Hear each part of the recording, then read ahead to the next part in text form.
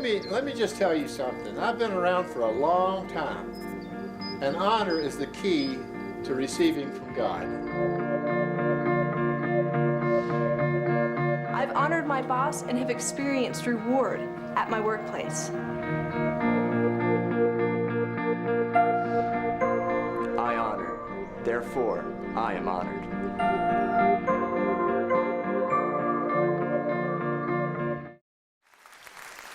Eu digo a vocês, há pessoas aqui que realmente estão famintas pela palavra de Deus, é tão bom.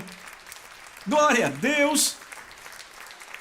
Sabe, Pai, somos tão gratos a você, muito obrigado por nos dar sua palavra. Somos muito gratos em nome de Jesus, amém. Sabe, estamos na sessão número 5 e nessa sessão vamos falar sobre honrar líderes sociais, certo? Então você pode sentar e vamos para a palavra. Isso vai ser muito bom, estou muito empolgado com esta. Para falar a verdade, essa é uma das sessões que mais me empolga, eu mal podia esperar. Então, primeiramente, deixa eu ler para vocês em 1 Timóteo, capítulo 6, verso 1. Paulo diz, todos os servos, debaixo de jugo, considerem seus próprios mestres dignos de toda honra. Repita, toda honra. Para que o nome de Deus e a doutrina não sejam blasfemados. Você ouviu isso? Eu vou ler de novo. Que todos os servos, debaixo de jugo, considerem seus próprios mestres dignos de toda honra, para que o nome de Deus e a doutrina não sejam blasfemados. Então, quem são nossos líderes sociais? Líderes sociais é o quarto grupo de que Deus fala no que diz respeito à autoridade delegada no Novo Testamento. E esses seriam os empregados, seriam patrões, seriam professores e treinadores, ou qualquer forma de autoridade no arranjo social. Estão acompanhando? Então, se fôssemos ler esses versos na ótica de hoje, leríamos que todos os empregados contratados considerem seus empregadores ou chefes dignos de toda honra.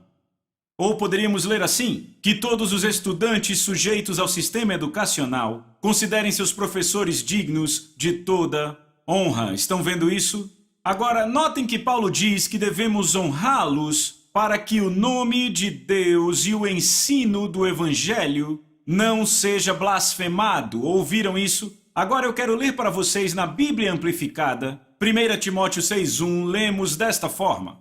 Para que o nome de Deus e o ensino a respeito dele não venha a ter má reputação e ser blasfemado.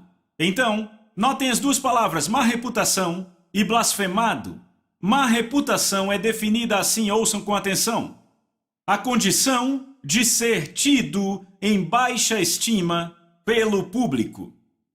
Eu preciso dizer isso de novo?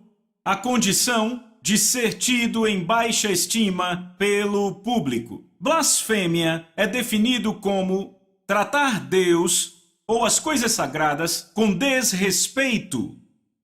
Estão comigo? Então, se colocarmos as duas juntas, certo, vai resultar, se nós não honrarmos nossos líderes sociais, isso resultará na sociedade tendo uma baixa estima pelo reino de Deus, podendo até mesmo chegar ao ponto de tratar Deus ou as coisas sagradas com desrespeito. Então, como a nossa sociedade aqui na América tem tratado as coisas de Deus com desrespeito? Bem, nós eliminamos a oração das nossas escolas. Os 10 mandamentos foram retirados dos tribunais. Uma boa parte do nosso entretenimento é ofensiva e até mesmo ateísta. Eu vejo bastante entretenimento e eu vou dizer, quando vejo eu não assisto. Eles zombam de Deus e zombam das coisas sagradas. Muito da nossa música insulta Deus de forma grosseira. Nosso sistema educacional retrata aqueles que acreditam na criação como pessoas quadradas e até mesmo uma ameaça ao avanço do conhecimento. E a lista, como sabemos, continua, isso é só uma amostra. Será que nós os crentes contribuímos com a sociedade, e ouçam o que eu digo, contribuímos com a sociedade para ela ter um comportamento ímpio, por não honrarmos as autoridades sociais? De acordo com as palavras de Paulo no verso que lemos, é exatamente o que acontece quando deixamos de andar segundo a honra. Deixa eu contar a vocês uma história que exemplifica perfeitamente o que eu estou falando. Eu lembro na década de 90 eu entrei num avião para ir a uma cidade para um encontro. E eu lembro que era uma das grandes cidades dos Estados Unidos, e quando eu entrei no avião me ofereceram a primeira classe. Eu era um viajante frequente da companhia, por isso tinha upgrade. Quando eu sentei na primeira classe, bem do meu lado, estava um dos donos, na verdade estava o dono da segunda maior companhia de táxis daquela cidade inteira. Ele estava tomando uma bebida. Eu lembro que quando sentei ao lado dele, eu fiquei com vontade de conhecê-lo, falar com ele e até compartilhar a palavra de Deus. E normalmente eu não faço isso, normalmente eu sento e começo a trabalhar, escrevo um livro ou algo assim. Mas eu comecei uma conversa e o que você não acredita foi a afinidade que aconteceu entre nós. A gente se deu bem, é a única expressão que posso usar, sabe? A gente falávamos ali de vários assuntos, nós ríamos, a conversa era realmente estimulante e eu diria, mesmo antes de conversar, que ele era um líder. Então eu olhei para ele e disse, o que você faz? Ele disse, sabe, estávamos conversando há 15, 20 minutos. Ele disse, eu sou o dono da segunda maior companhia de táxis da cidade. Eu disse, isso é ótimo. E eu comecei a fazer perguntas sobre a empresa, sabe, porque eu achei que poderia aprender algo. Então continuei com as perguntas e finalmente, depois de falar um pouco, ele olhou para mim e perguntou, o que você faz? Eu disse, trabalho para Deus, sou ministro do Evangelho. Então, assim que eu disse isso, ele, sabe, ficou com aquela cara de rabugento e completamente, sabe, me deixou de lado e parou de se referir a mim, sabe, foi uma mudança completa. E então, a coisa boa era aquela afinidade, eu sabia que eu conseguia cutucar. Então que boa reação, hein? Eu disse, qual o seu problema com isso? Ele olhou para mim e disse, sabe, eu gosto de você. Ele disse, então eu vou te dizer por que eu te dei essa resposta. Eu disse, ok. Ele disse, sabe, eu tive uma empregada que trabalhou para nós, e ele disse, ela era uma dessas nascidas de novo. Eu não falei nada. E ele disse, quer saber, tudo o que ela fazia era pregar para os outros empregados. Aqui estou eu trabalhando duro e ela pregando. Durante o trabalho, então ela não só não estava trabalhando, mas eles não trabalhavam porque ela os bombardeava com aquela pregação. E ele disse, não só isso. Ele disse, ela não trabalhava direito e distraía as pessoas. E ele disse, então, ela roubava coisas. E ele disse, ela deixou nossa empresa. E ele disse, ela deixou uma conta de $8.000 por causa do seu filho na Alemanha. Agora, você tem que entender, isso foi na década de 90, quando ligação internacional era muito cara. Então o cara estava com muita raiva e eu ali com o coração quebrado depois de ter ouvido isso. Eu pensei que de todos os empregados, ela deveria ser a mais respeitável e que demonstrava mais honra, entendem? E agora o cara totalmente fechado pro evangelho por causa do que ela fez, veem? É por isso, sabe, e deixa eu dizer isso. Cada um naquela empresa agora tinham dificuldade em ouvir a palavra de Deus, pois ela havia sido difamada pelo comportamento da funcionária. Vamos falar dessa reputação de novo, o que é isso? Uma reputação quer dizer a condição de ser tido em baixa estima pelo público. É por isso que Paulo nos diz em Tito, capítulo 2, versos 9 e 10 na Amplificada, diga aos servos, aos empregados, que sejam submissos aos seus senhores, os empregadores, sendo-lhes agradáveis e dando satisfação de toda forma, advirta-os. Vejam as palavras, advirta-os a não responderem nem contradizerem ou furtarem pegando coisas de baixo valor. Olha o que estou lendo.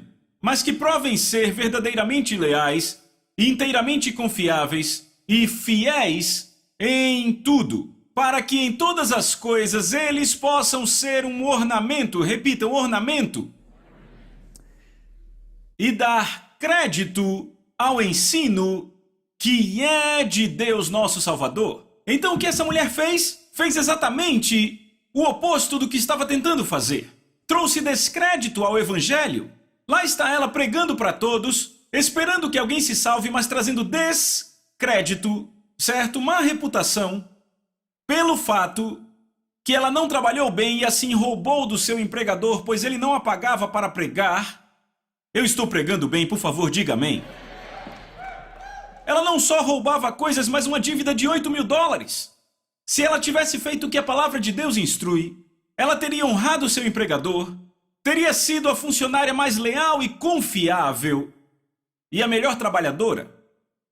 Ela não valorizou seu chefe ou a empresa. E Deus nos diz para fazer isso. Se ela tivesse feito isso, seria um ornamento. Lembram da palavra ornamento? Deixa eu ler aqui. Para que em tudo possam ser um ornamento. O que a palavra ornamento quer dizer? Uma das definições de ornamento. Alguém cuja presença é uma fonte de honra ou orgulho. Ela seria um ornamento. A presença dela seria uma fonte de honra para toda aquela empresa. Sabe, o resto da viagem foi pedindo desculpas ao cara. Mas deixa eu dizer, não cheguei em lugar nenhum. Ele estava tão, sabe, vamos lá. Agora, anos depois, eu estava falando sobre esse incidente em um culto e fizeram um CD desse culto e enviamos a nossos parceiros um CD por mês. E um dos nossos parceiros pegou esse CD e o ouviu. Então este parceiro, da Messenger International, nos contactou. E ele disse, sabe, eu ouvi o CD, vocês podem dizer ao pastor John que eu gostaria de ter o endereço do dono daquela empresa de táxis e eu gostaria de enviar um cheque de $8.000 como desculpas. Quando minha secretária me disse isso, eu disse, uau, isso é muito empolgante, então eu me envolvi pessoalmente. Então eu entrei em contato com a empresa de táxi, certo? Porque eu pessoalmente vou entrar em contato, pegar a informação e dizer o que vai acontecer. Bem, quando liguei para a empresa, descobri que o homem tinha morrido de ataque cardíaco há 6 meses. Eu estou falando de outro golpe. E eu desliguei o telefone e perguntei, será que esse homem foi alcançado? Eu vou dizer algo, eu não sei se eu consegui tocá-lo. Não consegui impactá-lo, porque seu espírito estava fechado. Tudo que eu posso crer é que alguém, pela oração, milagrosamente alcançou esse cara. Esta mulher levou ao evangelho má reputação por causa do seu comportamento em não honrar seu chefe e a empresa em que trabalhava. Quão mais fácil seria compartilhar o evangelho com aquele homem se a sua funcionária o tivesse honrado? De fato, sabe o que ele diria? Ele diria, eu sei do que você está falando. Sabe, uma das minhas melhores funcionárias é uma dessas nascidas de novo. Ela trabalha bem e é muito leal. Eu preciso de Jesus. Você oraria por mim? Isso provavelmente teria acontecido. Mas essa mulher levou ao evangelho má reputação por sua falta de honra pela desonra à autoridade social. Por outro lado, eu tenho ouvido patrões não crentes me contarem como vem a evidência do cristianismo em seus empregados, não porque pregam, mas porque mostram seu caráter em situações difíceis e em sua ética no trabalho. Eles me dizem, eu já ouvi literalmente patrões me dizendo isso. Eles trabalham mais do que qualquer outro empregado, ou são os empregados mais honestos e confiáveis que eu tenho. Eles nunca respondem ou reclamam. O que faz esses crentes trabalharem de forma diferente da mulher descrita antes, que eu falei? A resposta é simples, o temor do Senhor que produz a verdadeira honra no coração por aqueles com quem Deus se importa e ama, ou seja, todo ser humano. Eu lembro do meu primeiro encontro com isso. Eu tinha acabado de ser salvo. Eu era um garoto católico e eu jogava tênis naquela época, então sabe, os atletas, eles realmente me impactavam porque, sabe, aquela era a minha vida, ser atleta. E eu notei que havia um irmão da nossa fraternidade que era muito atlético. Ele estava em todos os times de futebol, de basquete e beisebol. Ele ia a todas as festas do Grêmio, mas ele chegava no início e lá estávamos nós nos embriagando, bebendo todas. E ele sempre com um refrigerante e uma coca na mão, falando com pessoas. Ele tinha boa aparência, as garotas voavam em cima dele, ok? E quando começávamos a enlouquecer, de repente ele fugia e ia embora. Uma noite ele veio e bateu na minha porta e começou a falar do evangelho, e eu lembro como ele me alcançou e como o Espírito Santo o usou para me alcançar. Ele disse, você pode falar sobre o presidente? E eu disse, claro, Jimmy Carter, casado com Rosalind, ex-fazendeiro, ex-governador da Geórgia. Ele disse, ótimo, agora fale de Jesus. Eu disse, claro, ele sabia que eu ia para a igreja católica todo domingo. Até meu técnico de tênis ia à missa comigo, porque eu não perdia uma missa, era muito religioso, mas não conhecia Deus. E ele disse, você conhece Jesus? Eu disse, claro que conheço, ele morreu na cruz, ele nasceu de uma virgem, seu padrasto era José, teve 12 apóstolos. E ele disse muito bem, ele disse, John, você conhece o presidente Carter como conhece sua mãe? Eu disse, não. Ele disse, qual a diferença? Eu disse, ei, ela é minha mãe. Eu conheço minha mãe, Eu nunca encontrei o presidente. Ele disse exatamente, você tem relacionamento com sua mãe, mas embora você conheça o presidente, não tem relacionamento com ele. Eu disse, isso aí. Ele disse, você conhece Jesus como a sua mãe? E eu me lembro que aquilo me acertou forte. Não, eu não conheço Jesus intimamente, e esta é a razão pela qual Jesus veio e morreu na cruz, para termos uma relação íntima com Deus. Você pode dizer amém? Então eu lembro, depois de nascer de novo, e pouco depois de ser cheio do Espírito Santo, eu comecei a consumir, a devorar as Escrituras. Eu lembro de ter muito problema em estudar. Para a escola eu estudava engenharia mecânica e jogava meu livro do lado e dizia, eu quero ler a Bíblia. E eu lia e percebi que como estudante universitário poderia ter uma cadeira eletiva e é que escolhi no curso de extensão na Universidade Notre Dame e era dada por um professor que era residente naquela universidade e se chamava Panorama Geral do Velho Testamento. Então eu escolhi uma aula de 3 horas. E toda semana tínhamos 3 horas de aula e eu estava muito empolgado porque, sabe, naquele tempo o Antigo Testamento era algo complicado para mim. Eu quero ir para a aula e aprender sobre isso, eu era um garoto faminto.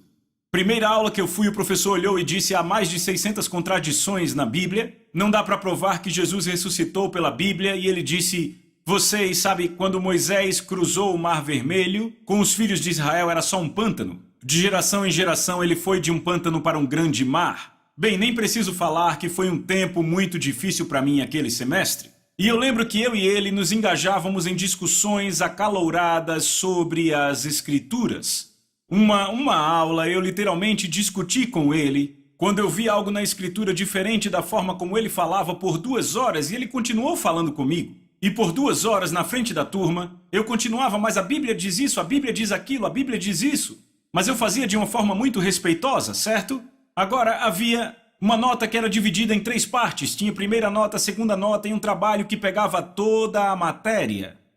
Eu lembro de me esforçar tanto naquele trabalho, e eu lembro que no final do semestre ele estava entregando os trabalhos e disse, as suas notas estão na frente. Quando eu olhei a minha nota era um grande I. Eu pensei, o que esse I quer dizer? Então depois da aula fui até ele e disse, o que quer dizer I? Ele disse, nós estamos em mundos diferentes. Foi exatamente assim que ele falou, nós estamos em mundos diferentes. Ele disse, então eu senti que não seria justo eu dar a sua nota.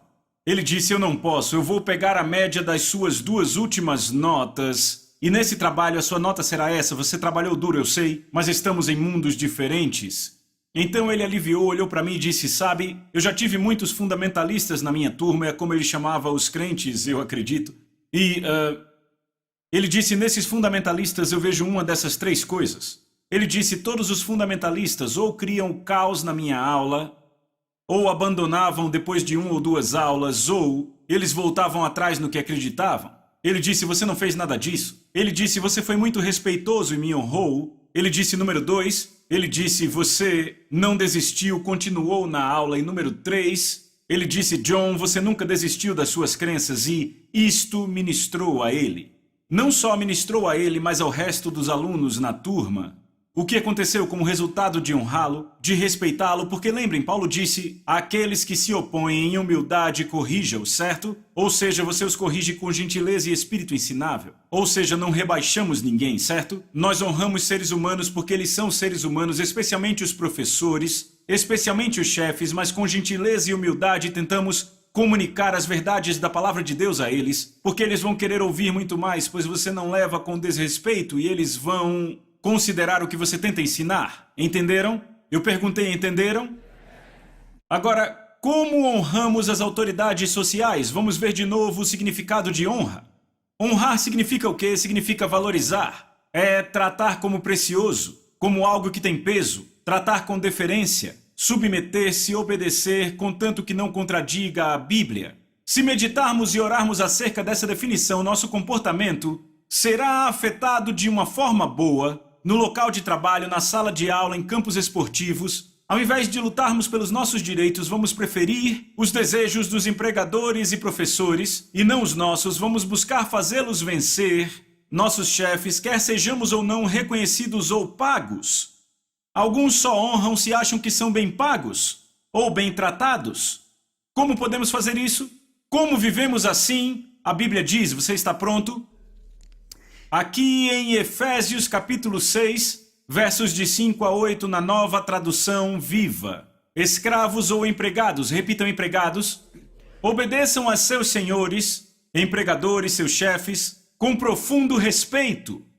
Repitam, profundo respeito. E temor. Repitam, honra. Sirvam a eles com sinceridade como serviriam a Cristo. Você ouviu isso? Sirvam a eles com sinceridade como vocês serviriam a Cristo. Ou seja, você substitui esse chefe por Jesus. E você pensa, estou servindo a Jesus. Foi exatamente o que ele acabou de dizer. Trabalhem duro, repitam, trabalhem duro. Mas não só para agradar seus patrões quando estão observando. Como escravos de Cristo, façam a vontade de Deus com todo o seu coração. Trabalhem com entusiasmo. Eu estou lendo direto da Bíblia, Nova Tradução Viva. Trabalhem com entusiasmo, como se estivessem trabalhando para o Senhor e não para pessoas. Lembrem-se que o Senhor recompensará, repitam, recompensará cada um de nós pelo bem que fazemos. Notem a declaração, trabalhem com entusiasmo, como se trabalhassem para o Senhor. Se mantivermos isso no coração, passaremos de escravos em nosso local de trabalho para servos. E você diz, mas espera aí, John, eu não sou um escravo.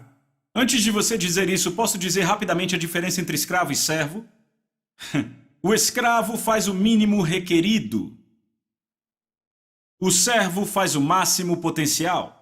Ou seja, o escravo já está sempre na porta assim que as horas batem. Às 5 da tarde ele já foi. Por quê? Pois faz o mínimo requerido. Ele está lá nem um minuto antes e não vai embora nem um minuto depois. Porque ele está fazendo o mínimo requerido. Estão comigo? Agora ficou quieto, uma igreja presbiteriana. Estão aqui? Então o escravo faz o mínimo requerido e o servo o máximo potencial. Do escravo se toma. Não me pagaram o suficiente, então não receberam tudo. Eles não trabalham como para Cristo com entusiasmo. Rapaz, ficou quieto aqui. Do escravo se toma e o servo dá. O escravo tem que fazer. O servo precisa fazer. O servo procura oportunidades, ao invés de esperar por ordens. Eu vou dizer mais uma vez, o servo procura oportunidades, ao invés de esperar por ordens. Ele prevê as necessidades de quem ele serve e atende sem que seja pedido. Se você acha que seu patrão está te tratando injustamente e é duro com você, você precisa agir e não reagir. A pessoa que é serva age, o escravo reage ao tratamento duro. A pessoa que age ataca o mal com o bem, Romanos 12, 21. Ele chega para o chefe que o trata mal e diz algo como: Senhor, vejo que há algum trabalho extra que precisa ser feito, então eu quero que saiba que chegarei 2 horas mais cedo na semana que vem para terminá-lo e não precisa me pagar. Tente isso com seu chefe e veja o que acontece. Se você lidar com os conflitos desta maneira, ganhará o favor de Deus e finalmente do homem. Como eu sei disso? Porque em Provérbios 3, versos 3 e 4 diz assim: que quando escrevemos misericórdia e verdade, na tábua do nosso coração encontramos favor e alta estima aos olhos de Deus e dos homens. Agora, se você não encontra favor aos olhos do seu patrão com esse tipo de comportamento, bem, Deus vai abrir uma porta em outro lugar onde você vai achar favor. Deixa eu contar uma das maiores histórias que eu já ouvi neste sentido. Eu já escrevi sobre isso em um dos meus livros. Tem um pastor que é um amigo muito querido meu, ele pastoreia uma igreja de 5.000 membros em Dallas, Texas. Ele estava pregando sobre 1 Pedro 2 num domingo de manhã. Quando você é maltratado por alguém que está em autoridade, como você responde? Você não responde reagindo, mas agindo como? Entregando o caso a Deus, não fazendo vingança você mesmo, não caluniando, não se defendendo. Ele pregou isso no domingo de manhã e um dos membros da congregação veio a ele e ele disse: Pastor Bryce, eu preciso falar com você. Ele disse: vamos falar agora? Ele disse: eu sou um executivo júnior de uma empresa de seguros daqui de Dallas E ele disse: eu era o próximo da fila para a promoção para se tornar vice-presidente. E ele disse: sabe, eu trabalho nessa empresa há anos e a posição para vice-presidente ficou vaga. E ele disse: deram a outro homem. E ele disse: mesmo por quê? E ele disse: só por uma razão deram a outro homem. Ele disse: porque ele é branco e eu sou negro. Isso aconteceu em 85. Ele disse: isso é discriminação, pastor. E ele disse: quer saber? Eu acho que eu posso provar isso. Na verdade, eu ia entrar com uma ação na justiça semana que vem, mas agora vem o Senhor com essa mensagem de eu não me defender e eu fiquei bem confuso. E o pastor Bryce disse: bem, você quer fazer as coisas do seu jeito ou quer fazer do jeito de Deus? Ele disse: do jeito de Deus, por isso eu vim lhe ver. Então eles oraram e entregaram o caso dele nas mãos de Deus. Porque Deus promete que você terá favor com Deus e com os homens quando guarda misericórdia e verdade. Deus promete que vai defender seu caso se você entregar este caso a ele, certo? Então sabe o que o cara fez na manhã seguinte, na segunda? Entrou no escritório do cara que foi promovido no lugar dele e disse: eu quero ser o primeiro a te dar os parabéns hoje e eu quero que você saiba que eu serei seu melhor funcionário. Bem, o cara ficou um pouco desconfortável, ficou meio... porque ele sabia que aquele cara deveria ter pego o emprego. Então, pelas próximas semanas nada aconteceu. Quantos sabem que Deus entrega, mas não entrega sempre na hora em que queremos? Então, por várias semanas, ele trabalhou muito, muito duro, deu 100%. Então, depois de alguns meses, recebeu uma ligação de uma enorme empresa de seguros na região de Dallas. E disseram: sabe, temos visto como você lida com os clientes e estamos muito impressionados. Você estaria interessado em vir trabalhar conosco? E ele disse: não me interessa. Ele disse: eu trabalho nessa empresa há anos, eu tenho muitos benefícios e um sólido grupo de clientes. Eu realmente não quero mudar de empresa. Disse: não, obrigado. E disseram: você poderia nos dar pelo menos um almoço? Pelo menos um almoço. Ele disse: é perda de tempo. E disseram: não pensamos assim, nos dê uma chance, por favor. Ele disse: tudo bem, um almoço. Ele foi almoçar e disseram: estamos realmente interessados em você. Temos te observado. Ele disse: eu disse no telefone que era perda de tempo, eu não quero perder a minha reputação de integridade. Eu tenho benefícios, trabalho na empresa há anos, eu já disse, não estou interessado. E disseram: tudo bem, então vamos fazer o seguinte... vai para casa e fala com a sua esposa. Vocês conversam sobre isso durante a semana e então você volta com um salário que você gostaria de receber de nós. Não, peraí. Então ele foi para casa e não falou com a esposa dele até a véspera do próximo almoço. Então na véspera do almoço, na verdade, ele estava reclamando. Dizia: eu não acredito, não quero deixar minha empresa, eu tenho reputação, integridade, ter que começar tudo isso de novo, eu não quero construir de novo, eu não quero isso. E a esposa só ouvindo, ele disse: sabe o que eu vou fazer? Vou fazer a coisa mais estúpida do mundo. Eu vou multiplicar meu salário por 3. E é esse salário que eu vou pedir. Agora entenda, ele era executivo júnior, estava na empresa há anos. Multiplica esse salário alto por 3 e dá muito, certo? Então ele foi para o almoço e à mesa perguntaram: então, você e sua esposa falaram sobre o salário? Ele disse: sim, claro, ia puxar a carta que tinha escrito a noite passada e disseram: não queremos nem ver o que você quer que paguemos. Primeiro queremos que você veja o que nós queremos pagar a você. E deslizaram o envelope na mesa.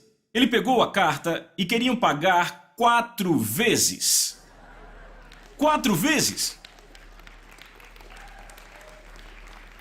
Ele olhou para a carta e ficou quase em estado de choque. Ele ficou olhando. Eles acharam que aquela reação significava que não era o bastante. Então eles aumentaram ainda mais o salário e deram ainda mais benefícios enquanto ele estava em choque. Ele disse: senhores, ouçam, eu sou cristão, quero ir para casa orar sobre isso com minha esposa. Tudo bem, vá orar e nos diga. Nos diga o que decidiu. Ele foi para casa, orou com a esposa e Deus disse: filho, eu estou te honrando.